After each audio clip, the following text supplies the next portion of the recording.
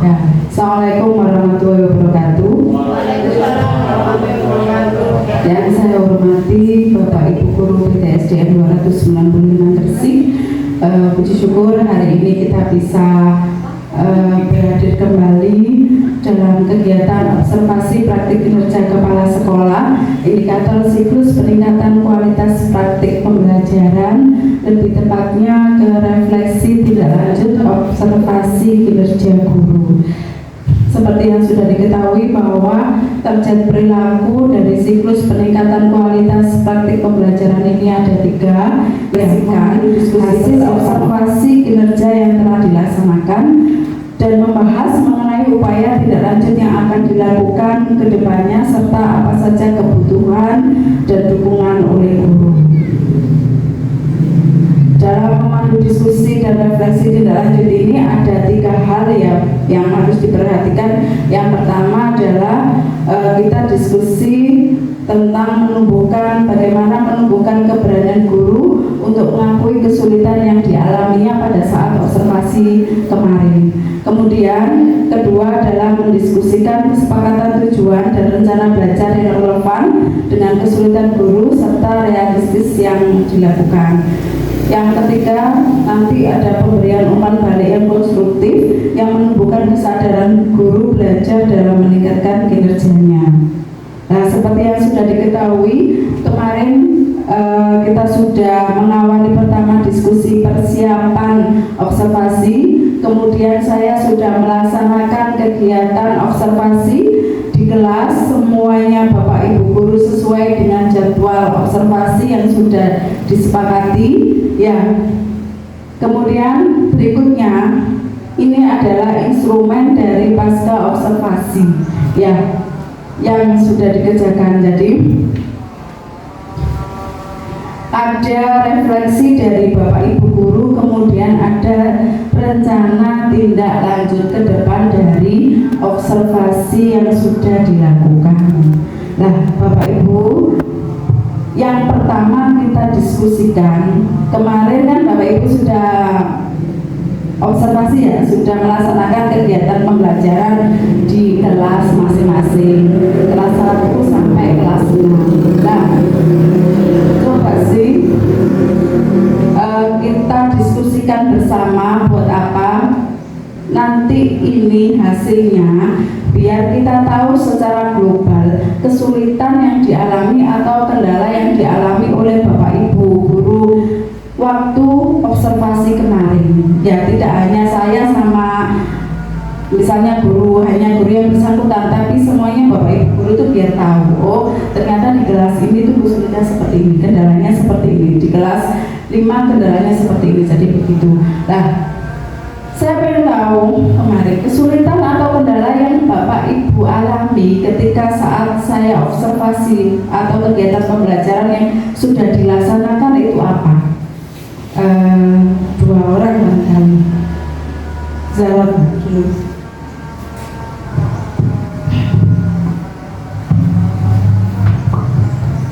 Baik, terima kasih atas waktunya. Jadi kemarin waktu observasi atau pembelajaran yang sudah terlaksana itu saya dalam kelas 4 itu ada beberapa kendala. Yang pertama itu kendala teknis. Kendala teknisnya ada di PID-nya Bu. Ketika digunakan itu anak-anak tidak bisa menyentuhnya, tidak bisa beralih, sehingga saya mensiasatinya dengan menyentuh laptop saya ya. Tadi anak-anak tetap menyentuh, tapi saya juga nyentuh, jadi bareng. Kadang tidak bisa bareng karena apa? Di situ kemarin digunakan untuk game show COC sehingga anak-anak duluan. Jadi mana yang saya lihat duluan ya saya tekankan. Kemudian yang kedua itu kendala di siswanya. Karena tidak semua siswa itu memiliki gaya belajar yang sama. Jadi kemarin itu anak-anak yang aktif dalam pembelajaran itu saya lihat kebanyakan gaya belajarnya yang kinestetik, sehingga yang memiliki gaya belajar audio maupun visual itu pasif, duduk saja di mejanya, sehingga cuma bisa memberikan dukungan kepada temannya, bisa menjawab di mejanya walaupun anak itu bisa menjawabnya tapi tidak ikut untuk ke depan untuk menyentuh game show tersebut. Kemudian ada beberapa anak yang memang benar-benar dari kemampuannya kurang, Bu, sehingga itu dari saya. Wassalamualaikum warahmatullahi wabarakatuh. Berarti di kelas 4 ya, yang ada di kelas 4 itu ada kendala PID. PID ini berarti masalah teknis ya, yang kita tidak inginkan pasti biasanya akan muncul mendadak seperti itu. Terus kemudian mungkin dari siswa itu belum ketika game show mungkin hanya anak-anak itu saja yang berani maju, yang nggak berani maju nggak pede, saya takut salah, mungkin seperti itu ya. Berarti mungkin ada kelas lain.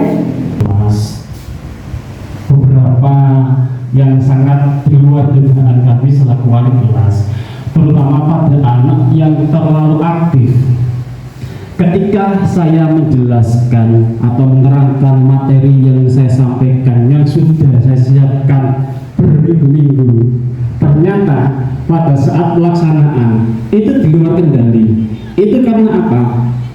Karena siswanya kayaknya, bukan karena gurunya, tapi ketika guru itu memberikan materi yang sifatnya itu ceramah, mungkin anak itu bosan mendengarkan kita gitu terus. Dan ketika nanti guru pada saat ada kegiatan permainan game workshop kemarin, ternyata anak itu sangat antusias, sehingga awalnya anak itu jenuh akan berubah menjadi senang dengan adanya kegiatan permainan workshop kemarin, walaupun pada saat game tersebut itu ada kendala seperti yang disampaikan oleh Bu Zahra masalah teknis, yang seharusnya anak itu langsung bisa nyentuh di PID, ternyata tidak bisa, yang membuat murid itu sedikit pikir Pak ini Pak pikir ini Pak iso tapi nggak apa-apa, walaupun dengan seperti itu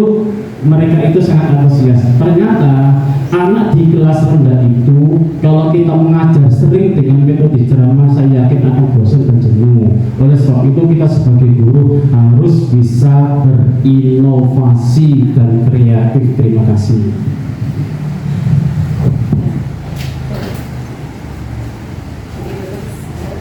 Jadi betul sekali ya, mungkin hampir sama dengan Bu Zahra tadi ya, kendala PID, masalah teknis. Yang kedua, dengan merubah pembelajaran dari ceramah ke inovatif dengan menggunakan game show tadi ya, itu mungkin akan membuat anak semakin lebih aktif lagi ya gitu. Satu lagi dari kelas saya selaku guru PAI, dan saya kemarin itu mengambil observasi kelas 5 Ibu. Nah, mungkin untuk kendala mungkin sama semuanya itu teknis. Nah, di saya kemarin itu sinyal, mungkin PID karena terlalu jauh di kelasnya, jadi untuk internetnya itu kurang kuat. Nah, terus untuk anak-anaknya, karena saya kan ngambilnya kelas 5 dan anaknya ini sudah memasuki anak ABG jadi untuk kendala saya kemarin kan saya mengambilnya keteraturan suasana kelas. Nah, untuk kelompok, masalah pengelompokan itu kemarin alhamdulillah anak-anak aktif ya, dan juga untuk pembagian kelompoknya itu sudah baik. Nah, ini untuk kendala yang utama ini saya juga selaku guru PAI itu tentang itu Bu, Bu, maju ke depan itu presentasi. Nah, anak-anak itu malu Bu, ketika disuruh presentasi itu nunjuk temannya satunya. Nah, jadi itu kendala utama saya kemarin ketika observasi itu presentasi anak-anak Bu. Ini kemauan dari saya. Assalamualaikum warahmatullahi wabarakatuh. Assalamualaikum warahmatullahi wabarakatuh. Untuk kekuatan yang saya miliki karena saya guru kelas YD, khususnya kelas 6, jadi kesempatan untuk berinovasi itu mungkin lebih bebas daripada guru kelas rendah, karena anak-anak kelas tinggi sudah bisa diajak bereksplorasi. Jadi saya sering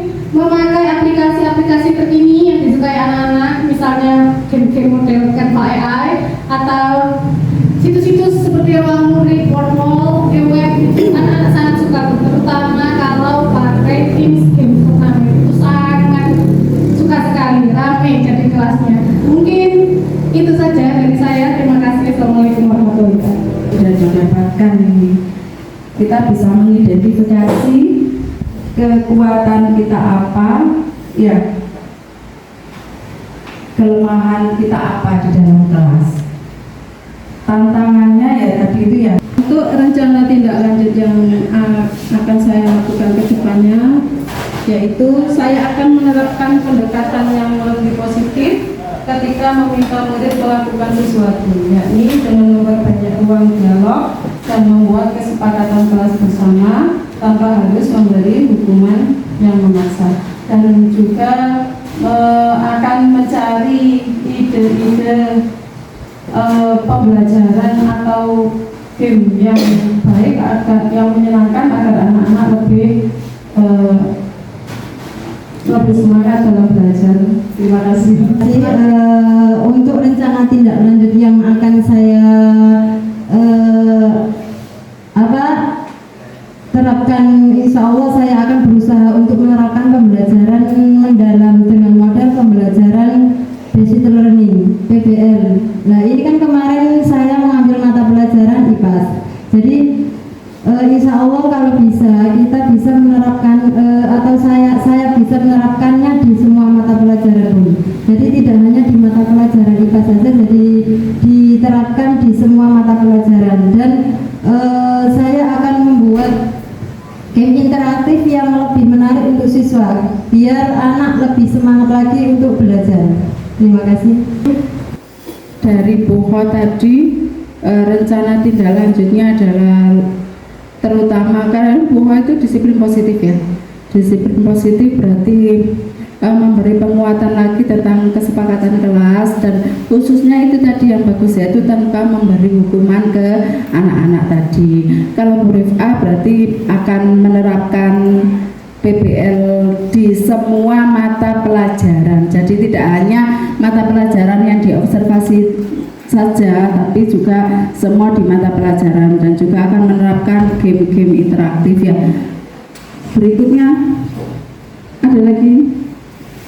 Baik, terima kasih. Jadi rencana tindak lanjut yang saya lakukan nanti itu insya Allah akan berusaha menerapkan pembelajaran model mendalam dan berdiferensiasi, karena kemarin sudah saya lakukan pembelajaran, sudah mengetahui kelemahan kekurangan pembelajaran yang sudah saya lakukan, sehingga nanti akan melakukan perbaikan secara terus menerus, sehingga pembelajaran yang akan saya sampaikan kepada anak-anak itu akan mengena ke semua siswa, baik anak yang belajarnya gaya belajarnya itu audio, visual ataupun kinestetik.